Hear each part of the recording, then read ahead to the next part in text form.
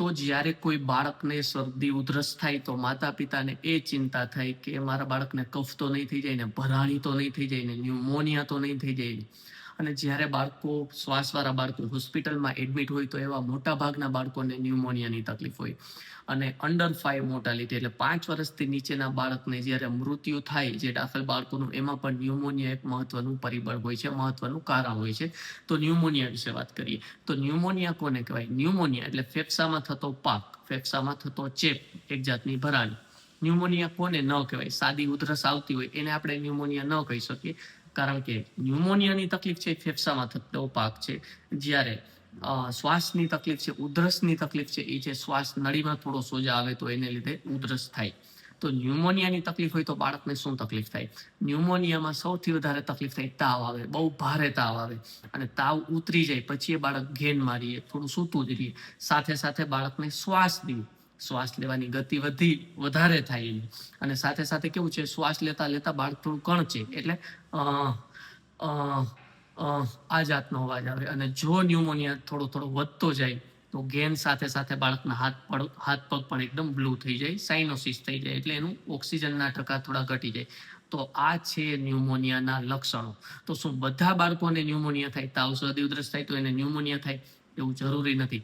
અમુક બાળકો જે સસેપ્ટેબલ હોય, એટલે અમુક બાળકો જેના લોહીના ટકા ઓછા હોય, જેનો વિકાસ ઓછો થતો હોય, જેની રોગ પ્રતિકારક શક્તિ ઓછી હોય, જેને હૃદયની કે કિડનીની તકલીફ હોય, તો આવા બાળકોને સામાન્ય શરદી ઉધરસ કે સામાન્ય તાવ પણ ન્યુમોનિયામાં કન્વર્ટ થઈ શકે. એ બાળકોને ન્યુમોનિયા થવાની શક્યતા વધારે હોઈ શકે. બરોબર, બધા બાળકોને શરદી ઉધરસ તાવમાં ન્યુમોનિયા થતો નથી. તો ન્યુમોનિયાની શું સારવાર કરવાની? ન્યુમોનિયાની સારવાર માટે એન્ટીબાયોટિક, જે પેલી પાવડરવાળી દવા હોય, આપવી પડે. એનો મતલબ એવો નથી કે તમારા બાળકને તાવ આવ્યું અને કંઈક શ્વાસ જેવું લાગ્યું તો તરત તમે એન્ટીબાયોટિક ચાલુ કરી દો, પાવડરવાળી દવા ચાલુ કરાવી દો, એવું નથી કરવાનું. આવા આપણે લક્ષણ કીધા કે વધારે તાવ હોય, બાળક ઘેનમાં રહેતું હોય, શ્વાસ લાગે, બાળક કણચે, હાથ પગ આપણે થોડા બ્લુ લાગે, તો તરત ડોક્ટરને બતાવી પ્રોપર એનું નિદાન કરાવીને પછી એન્ટીબાયોટિક ચાલુ કરવી પડે. અને આવા બાળકોને ઘણીવાર દાખલ પણ કરવા પડતા હોય છે. દાખલ કરવા પછી પણ અમુક બાળકોને તકલીફ વધતી હોય તો છાતીમાં રસી પણ થઈ જતું હોય છે. તો ન્યુમોનિયાની સારવાર ઘરે નથી કરવાની. આવા કોઈ લક્ષણ લાગે તો તરત આપણે હોસ્પિટલે જવાનું છે. શું ન્યુમોનિયાને આપણે અટકાવી શકીએ? ન્યુમોનિયા ન થાય એના માટે શું કરવાનું?